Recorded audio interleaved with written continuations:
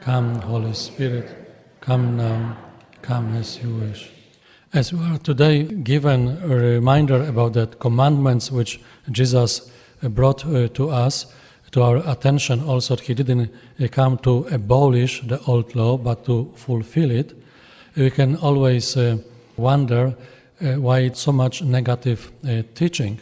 It's very simple. Your own experience, both as child and the parents, the majority of the instructions or teaching from the beginning was don't do it. And then after we grow, there's another instruction how to operate on the grown up or growing up level. Something like this is also very much needful for the spiritual life. God is protecting us, like protecting a garden with the fence, that would be the commandments, and then these commandments should protect us against some kind of damage, but inside this garden something should grow. It's useless fence if nothing grows inside. But before we go that direction, I want to convince you that the commandments are for our benefit. It's not to make us somehow painful, but to grow, being protected, and then grow up. I was reading this book several years ago, and then preparing practically at the beginning just for myself, the book of the German Benedictine Anselm Green in German, and Heaven Begins Within Us, and the subtitle was Wisdom from the Desert Fathers. So it's an ancient wisdom of Christianity. And I wanted to show you how efficient are the commandments to defend us against our own passions. And that's why they are given to us. Evagrius Ponticus, if you go to the internet, you will find very quickly his life was between 345 and 399, and he was known as a very gifted, very efficient spiritual director. He divided these passions in 3 columns, you would say. Desires coming from our desires, emotional coming from our senses, from our emotions, and also intellectual, which coming from our reasoning. And the goal is inner freedom. I remember, like today, the book was a bit confusing, so I was not sure how many of these passions I have. So I make these 3 columns. I read the book the second time, and I wrote in these columns, and when I finished, I was terrified. I have all of them. Not all of them, they were equally developed, but they were all present. So I remember even when I would distressed for my confession, I was a very experienced priest, and where should I start? And he told me amazing advice. With the easiest. Don't start with the most difficult. Start with the easiest. Get it out of your life. That's how it should go. So we have these 3 columns. Desirous part includes eating, sexuality, and also ownership of. So eating is gluttony, overeating. Sexuality is using wrong direction, is lust. Ownership is greed. The next column with the emotional part of our human structure is sadness, is anger, and also acedia. Sadness is personal wishes go unfulfilled and you respond with your sadness. Anger is very active response to unfulfilled wishes, and acedia, this mysterious Latin word, is the most dangerous demons, which, as the fathers were telling, tears the person apart. I will explain it later. And the third part is intellectual part, and there are 3 in all these categories are thirst for glory, envy, and also pride. This part was most surprising for me. First of glory is coming vanity. From envy is coming continuous comparison with others, the root of this intellectual weakness. And from pride is coming a blindness. You do not see yourself correctly. You do not see others correctly. I will start with this intellectual part because I didn't know how important this is and how devastating if we are not even aware. Before we go there, St. John of the Cross, he made this beautiful example comparing the soul to a bird, eagle, or whichever magnificent bird you can say. And he was saying, this quotation from his sentences, the soul that is attached to anything, however much good there may be in it, not evil, not sin, good, if you are attached, will not arrive at the liberty of divine union, will not arrive at the freedom of spiritual union with God. And he was making his case. He said, for whether it be a strong wire rope, a chain, the bird will not fly at all, or a slender and delicate thread that holds the bird, it matters not. It matters not because if it really holds it fast until the cord is be broken, the bird cannot fly. So if you go to Saint Teresa of Avila, she will say that God is so merciful that he is breaking these chains, that these chains are somehow beyond our human strength, that it's a work of grace, it's a work of cooperation with the grace. But then you have this thread that you just need your fingers to cut it, to break it. And we refuse to do it. Even after having this experience that the chains were broken. So coming to this intellectual part, the first for glory. I even didn't know that time was reading that it's so serious. Constant boasting in the presence of others. This is the root of this vice, constant boasting. Why can't you do something just for the glory of God without telling anyone that you are doing it? Anxious to be seen by people. So if I'm not seen, I will not do it. So constant thinking about others and their opinion about me. Anything. And by the way, the homily goes, okay, I blew the homily completely if I will think what you are thinking about this. And any kind of work. So it's very dangerous. The spiritual goal, we need this acceptance. You don't deny that you don't need it. But it's not to be entirely free of it, but to be aware of it, that you will not act on it, seeing or not seeing, being accepted or being not accepted, teaching, behaving. So be not dependent on the first of recognition. We all need some kind of signs of recognition. That's correct, but not depend on it. Lifelong spiritual work. And if not, do you want your life to be lived for you by somebody else?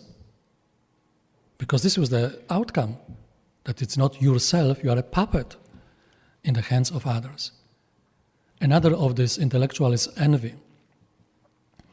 I can't meet another person without comparing myself with that person.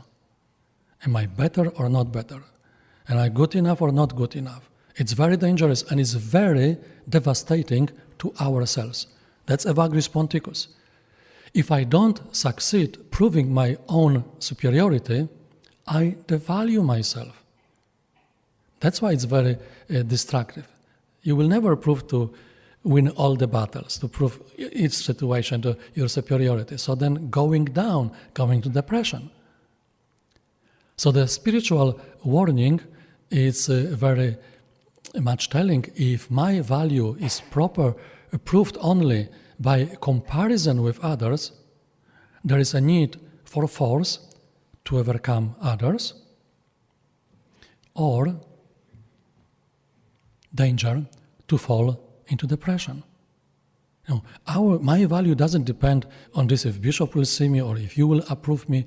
My value, your value, because Jesus died for me, for my salvation. He made us all special because he died for us. And the third one in this intellectual part is pride, causes the worst fall of the person.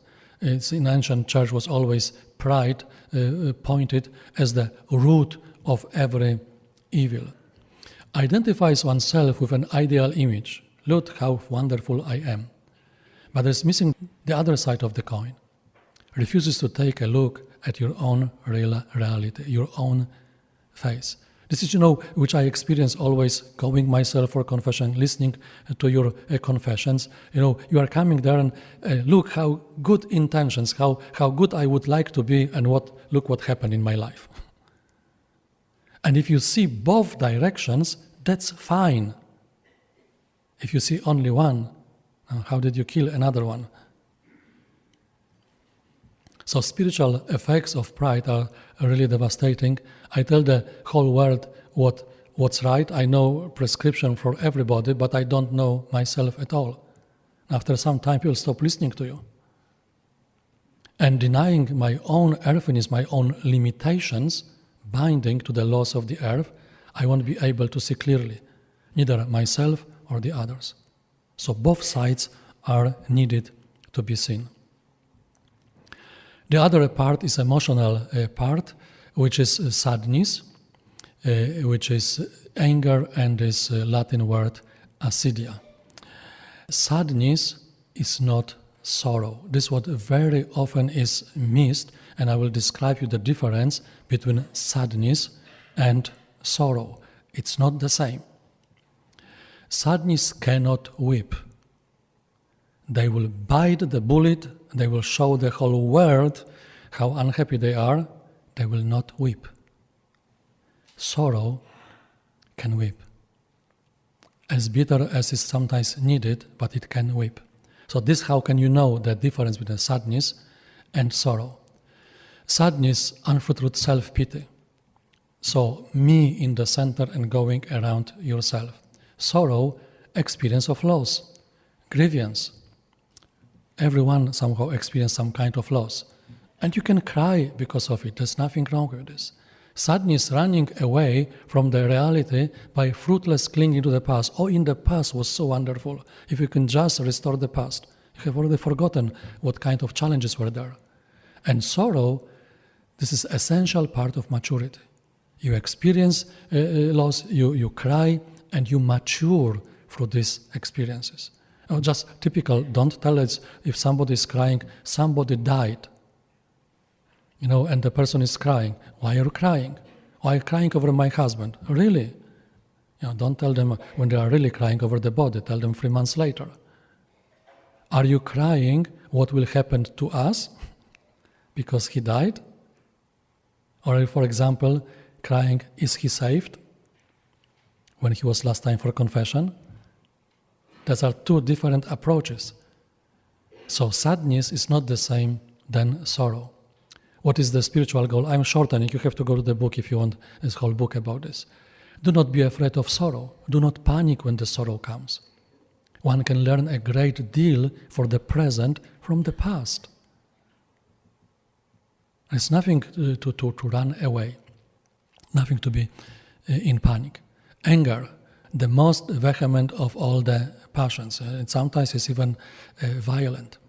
So disrupts our perceptions. In anger, you cannot see clearly. Don't make decisions in anger. If it lasts for a long time, transforms into resentments.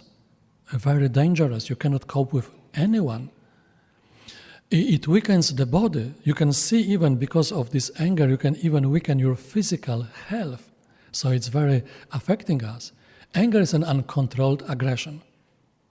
That's beyond question. You cannot do something physically or in other words, you'll explode with anger.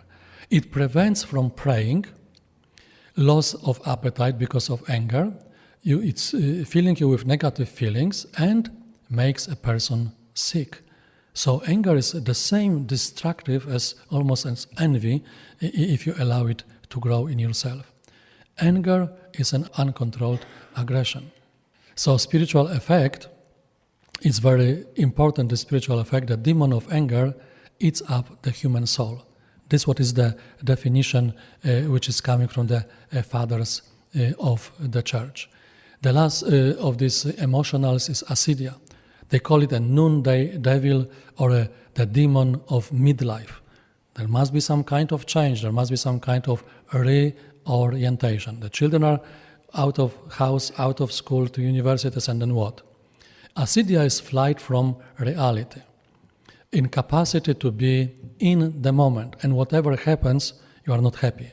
Hatred to the place, present life, present work, no desire to work or to pray. It's very severe, very attacking the person, and no enjoyment in anything. If you have no free time, you are unhappy that you have no free time. If you have free time, you are unhappy that you have free time.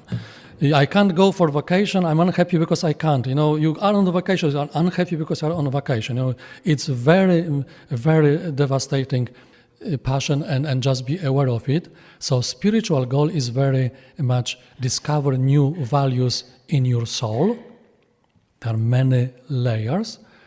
Learn a new meaning for the second part of your life. Find a new orientation in your life. Move from the outside to the inside. That is never exhausted if you move from outside to inside. And spiritual consolation is great. As painful as it is, there is consolation. If this demon is conquered, another won't be able to come quickly to replace him. So if you want to start with something, it's a very good point to overcome. You'll be free from others struggling for much longer time. And the last column is the desires part, which is coming from our desires. Eating, sexuality, and ownership. By the way, this classification, if you would say, from Evagrius Ponticus is much more advanced than, for example, Buddhism. Because Buddhism just deals with the desires part and doesn't even touch intellectual, it doesn't touch emotional things at all, just like non-existing. In this desires, let us start with eating. What's wrong with eating? There's nothing wrong with eating. What is too much, it's wrong. Stuffing ourselves with negative feelings and finding pleasure in eating. There's nothing wrong if the food is tasty. But what is dangerous? That food might become a replacement for love. And that's wrong. So spiritual goal is quite simple, to become one with God. Start with prayer. Lord Jesus, sit with me for my breakfast. Very good prayer. We are allowed, we are invited to enjoy God by praising Him for these gifts which He provided for us, food. And it's one of the most simple way to overcome this excessive eating, by praying, by accepting it's a gift of God. Sexuality, this could be the whole teaching about this greed for the body. No, these passions are coded in me, in us, as a result of the original sin. I don't want it. I didn't apply for it.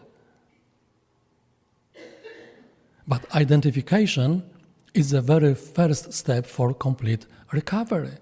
Experiencing frustration or disappointment and then using sex as an escape. A very, very common action. Preventing sex into an obstruction against God. So just find what is the root of disorder, and sometimes it's no problem with sex at all. There is some other tension, some kind other disappointment, and you have to deal with other disappointment because you will never fix this one.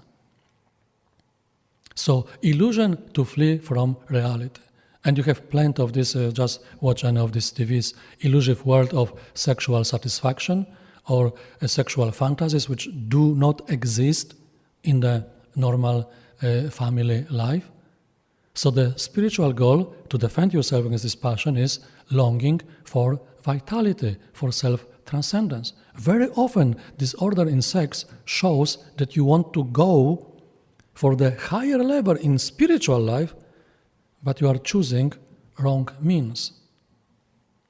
Sex seen as an expression of love, not as the satisfaction of lust. I'm sometimes puzzled. I'm not married, as you know. Old couple, I'm saying 30, 40 years, and you ask why you are coming close to your wife or why you are coming close to your husband, and they don't know what to answer. Or when I say, are you going close because as an expression of your love? Or are you looking for excitement or satisfaction or whatever could come out of it? Because if you look for this, it's not love. But if you go with love to another person, you might not have satisfaction, some sensations, But you might get something much more precious and lasting. Peace in your heart. God never puts you down when you approach with other person with true, genuine love. Integrated sexuality is the goal. You don't deny, you don't oversize it. You just try to shape it, sublime it, direct it to God. Give thanks to God. And also remember those who are staying alone, life of abstinence, more exposure to it. Much more exposure. Be careful, those who are staying alone, who live the chaste life. It's always like, oh, my marriage will be ideal. No smelling socks or whatever, nothing like this. It's like talking to the 5-year-old, try to teach the 5-year-old child to be obedient. What will you do when your children will be disobedient to you? And the 5-year-old answer, oh, my children will be always obedient to me. Oh, yeah. It's very fine spiritual trap. So be aware, and prayer for the purification of the heart is very efficient. And the last of them is the ownership. Striving for possessions.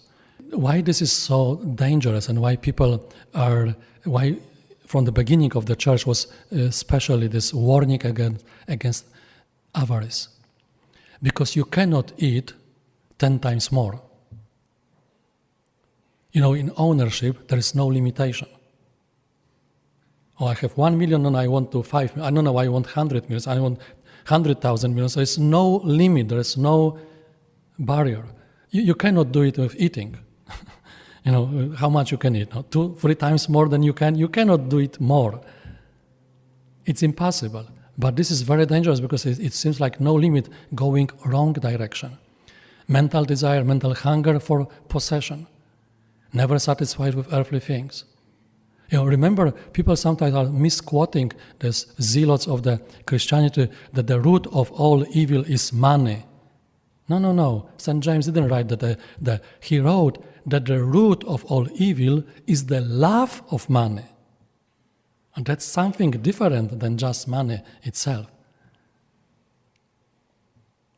So the spiritual goal to defend yourself against this passion, the true riches, God in my soul. And it's really amazing for people who grow in the spiritual life, this external possession can be dropped because of His presence in me. If you have something, I don't know, the group of today of retreat, you might have it. You grow in the Spirit and suddenly you discover you don't need these other things. The treasure, God, in my heart. And poverty deals humanly with the desire for possession. That's why during the Lent time, we're trying to sacrifice, we're trying to support just causes.